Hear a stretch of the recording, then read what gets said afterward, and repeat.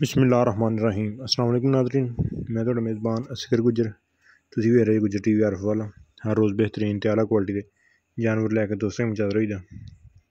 अज माशाअल्लाह दो मझां सेल कीतियां। दोस्तां मझां वेखनियां। एक मझ दियां 25 दिनें दी सूई महीने दी, दूसरी मझ बिल्कुल ताज़ा सूई है। एक मझ जा रही है फैसलाबाद भाई एहसान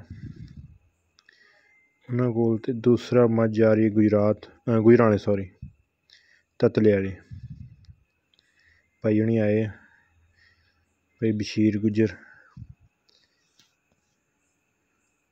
एक मिनी झोटी है, वो भी दोस्तों वीडियो वेखी सी, इस मझ की वीडियो वेखी होनी। इंशाअल्लाह हर तरह दियां भाई फैसलाबाद तो जेह्ड़े इन्होंने नहीं अपनी चो के तसल्ली की, अलहमदुलिल्लाह साड़ी तसल्ली गारंटी है।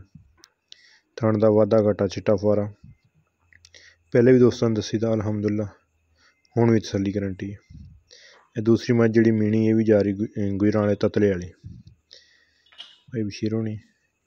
दोवें मझां सूइयां हुई वा, दुआ करने अल्लाह पाक भाई उन्हें नसीब करे इन्हों का दुध, तो अल्लाह पाक इन्होंने खैर खैरी इन्हों की मंजिली मकसूद ते पहुँचाए। एक घरों इंशाअल्लाह लोड कराने लगे हैं। काफ़ी सारे दोस्तों को पता कि मझां अलहमदुलिल्लाह घर ही होंगी। दो मझां सेल हुई वा, दोस्तों ने मैं वीडियो शौक पूरा करा दिए। दोस्तों हलो हाई चलता रहा इंशाअल्लाह। एक मीनी है, दूसरी है बहुत वड्डी माशाअल्लाह मझ है कद पर, एक घड्डी तो चंगी मझ पिछों चौड़ी है।